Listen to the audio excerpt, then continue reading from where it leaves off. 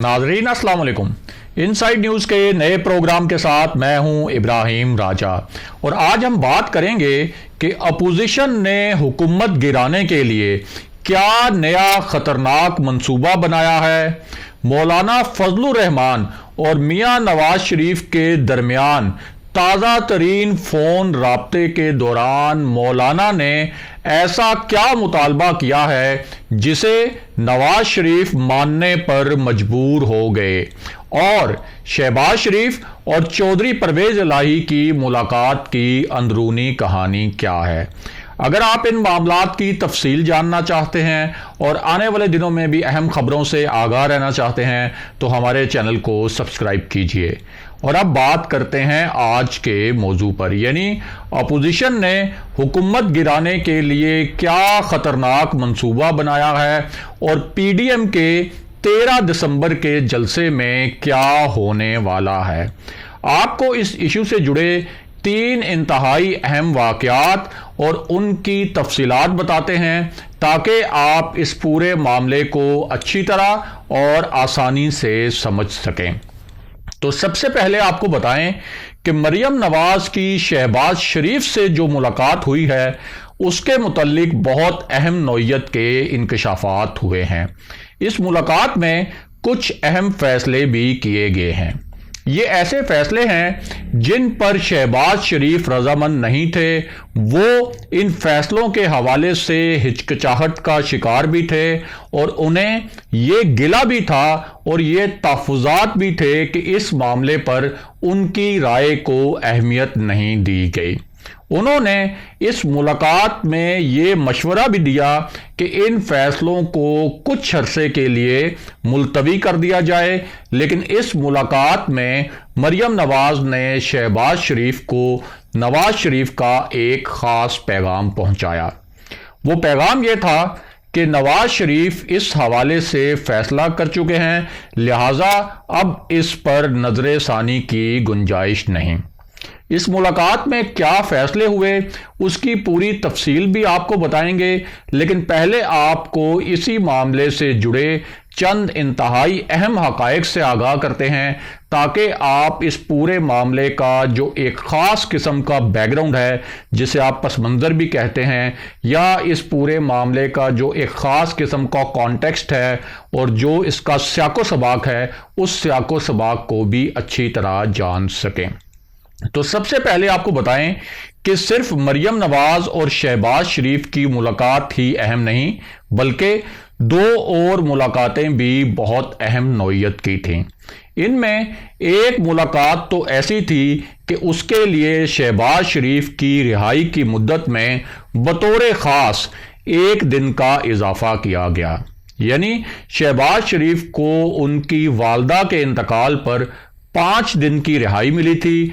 उस दौरान बहुत से लोग उनके पास ताज़ियत के लिए जाते रहे और वो 5 दिन तक इन लोगों से मिलते रहे। इनमें ज़्यादातर सियासी शख्सियात थीं और कुछ शरीफ ख़ानदान के अजीज़ो अकारिब और दोस्त वगैरह भी थे। उसके बाद शहबाज शरीफ की रिहाई की मुद्दत में बतौर ख़ास 1 दिन का इजाफा किया गया। मतलब अगर उनकी रिहाई की मुद्दत में इजाफे की दरख्वास्त मंजूर की ही जानी थी तो वो मज़ीद 1 या 2 हफ्ते के लिए भी की जा सकती थी, लेकिन ये मुद्दत सिर्फ 1 दिन बढ़ाई गई। अब ये जो 1 दिन था ये बड़ा ही ख़ास दिन था और उसकी वजह ये थी कि इसी एक ख़ास दिन में चौधरी परवेज इलाही भी शहबाज शरीफ से मुलाकात के लिए पहुंच गए। इसका मतलब यह है कि एक ख़ास दिन की मुद्दत जो है वो इस ख़ास मुलाकात के लिए ही बढ़ाई गई थी। चौधरी परवेज इलाही और शहबाज शरीफ की मुलाकात किन 2 हवालों से बहुत अहम थी उसकी तफसील भी आपको बताएंगे और इस पूरे खेल में जो पार्टी पोजीशन बन रही है उसकी तफसील से भी आपको आगाह करते हैं। तो सबसे पहले आपको बताएं कि इस वक्त पंजाब में तहरीक इंसाफ के पास कुल 181 नशिस्तें हैं। इनमें वो आज़ाद अरकान भी शामिल हैं जो इंतखाबात के बाद तहरीक इंसाफ में शामिल हो गए थे। दूसरी जानिब पंजाब असेंबली में نون لیگ کے پاس 165 نشستیں ہیں، یعنی تحریک انصاف کی کل نشستوں سے صرف 16 نشستیں کم۔ پنجاب اسمبلی میں پیپلز پارٹی کے پاس 7 نشستیں ہیں۔ اس جوڑ توڑ کا مطلب یہ ہے کہ نون لیگ اور پیپلز پارٹی کی نشستیں ملائی جائیں تو یہ نشستیں تحریک انصاف کی 181 نشستوں کے مقابلے میں 172 نشستیں بن جاتی ہیں۔ پنجاب اسمبلی میں ایسے ارکان جنہوں نے اب بھی آزاد حیثیت برقرار رکھی ہوئی ہے، یعنی وہ ارکان جو کسی پارٹی میں شامل نہیں ہوئے، ان کی تعداد 4 ہے۔ اب اس پوری صورتحال میں پنجاب میں سب سے اہم اور فیصلہ کن سیاسی کارڈ کاف لیگ کے ہاتھ میں ہے۔ اس کی وجہ یہ ہے کہ پنجاب میں کاف لیگ کے پاس 10 نشستیں ہیں۔ اگر کاف لیگ کی یہ 10 نشستیں نون لیگ اور پیپلز پارٹی کی نشستوں کے ساتھ ملا دی جائیں تو پھر اس اتحاد کی نشستیں تحریک انصاف کی نشستوں سے زیادہ ہو جائیں گی۔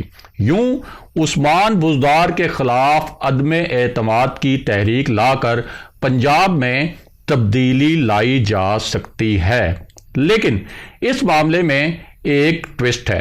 وہ ٹوسٹ کیا ہے اس کی تفصیل بھی آپ کو بتاتے ہیں، اور ذرا قومی اسمبلی میں جو جوڑ توڑ کی صورتحال ہے اس پر بھی بات کر لیتے ہیں۔ تو آپ کو بتائیں کہ قومی اسمبلی میں کل 342 نشستیں ہیں۔ عمران خان صاحب کے وزیر اعظم رہنے کے لیے انہیں قومی اسمبلی میں 172 ارکان کی حمایت حاصل رہنا ضروری ہے۔ قومی اسمبلی میں اس وقت تحریک انصاف کی اپنی نشستوں کی تعداد 156 ہے۔ اس کا مطلب ہے کہ تحریک انصاف صرف اپنی نشستوں کی بنیاد پر حکومت قائم رکھنے کی پوزیشن میں نہیں، کیونکہ اس کے پاس 172 کا جو فیصلہ کن عدد ہے اس سے 16 نشستیں کم ہیں۔ دوسری جانب قومی اسمبلی میں نون لیگ کے پاس 85 نشستیں ہیں، جبکہ پیپلز پارٹی کے پاس 54 نشستیں ہیں۔ بی این پی مینگل کے پاس 4 نشستیں ہیں جو اب حکومت کو چھوڑ کر پی ڈی ایم کا حصہ بن چکی ہے۔ قومی اسمبلی میں متحدہ مجلس عمل کی 16 نشستیں ہیں، جبکہ اے این پی کے پاس 1 نشست ہے۔ اس پورے جوڑ توڑ کا مطلب ہے کہ اپوزیشن اتحاد کے پاس قومی اسمبلی میں تحریک انصاف کے 156 کے مقابلے میں 160 نشستیں ہیں۔ اب قومی اسمبلی میں فیصلہ کن کارڈز کاف لیگ، ایم کیو ایم اور بلوچستان عوامی پارٹی کے پاس ہیں۔ کاف لیگ کے پاس قومی اسمبلی میں 5 نشستیں ہیں، ایم کیو ایم کے پاس 7 نشستیں ہیں، جبکہ بلوچستان عوامی پارٹی کے پاس 5 نشستیں ہیں۔ اس کے علاوہ قومی اسمبلی میں جی ڈی اے کے پاس 3 نشستیں ہیں، شیخ رشید کے پاس 1 نشست ہے اور جمہوری وطن پارٹی کے پاس بھی 1 نشست ہے۔ اس پوری کیلکولیشن کا مطلب یہ ہے کہ قومی اسمبلی میں تحریک انصاف کے اتحادیوں کے پاس 22 نشستیں ہیں۔ یوں تحریک انصاف اور اس کے جو اتحادی ہیں ان کی کل نشستیں 178 بنتی ہیں۔ وفاق میں تحریک انصاف کی حکومت اس پوری کیلکولیشن کے مطابق 6 ووٹوں پر کھڑی ہے۔ اس کے علاوہ قومی اسمبلی میں 4 آزاد ارکان بھی موجود ہیں۔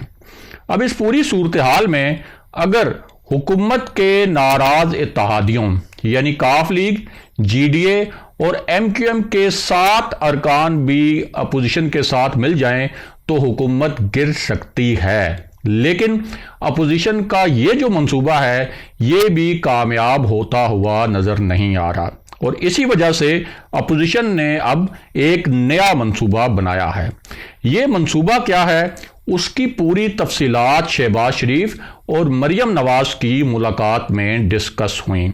تو معاملہ یہ ہے کہ اپوزیشن اب اس بات پر قائل ہو چکی ہے کہ اس کے جلسوں کے نتیجے میں حکومت گرنے والی نہیں۔ اس لیے اب نواز شریف نے ایک فیصلہ کیا ہے اور اس فیصلے کو مریم نواز کے ذریعے شہباز شریف تک پہنچا دیا گیا ہے۔ نواز شریف کو اس فیصلے سے پہلے مولانا فضل الرحمان نے ٹیلی فون کیا تھا اور اس رابطے کے دوران مولانا نے نواز شریف سے کہا تھا کہ اب جلسوں سے ہٹ کر بھی بڑے فیصلے کرنا پڑیں گے۔ اب اس پوری صورتحال میں یہ تجویز پیش کی گئی کہ پی ڈی ایم کے 13 دسمبر کے جلسے میں نون لیگ کے ارکان استعفوں کا اعلان کر دیں تاکہ ایک آئینی بحران پیدا کرنے کی کوشش کی جائے۔ اب شہباز شریف کو یہ کنوے تو کیا گیا ہے لیکن یہ آپشن بھی انتہائی مشکل ہے، اور اس کی وجہ یہ ہے کہ ایک تو پیپلز پارٹی اس پر راضی نہیں، اور اگر نون لیگ استعفے دے تو وہ اس صورتحال میں اتنے مؤثر ثابت نہیں ہوں گے۔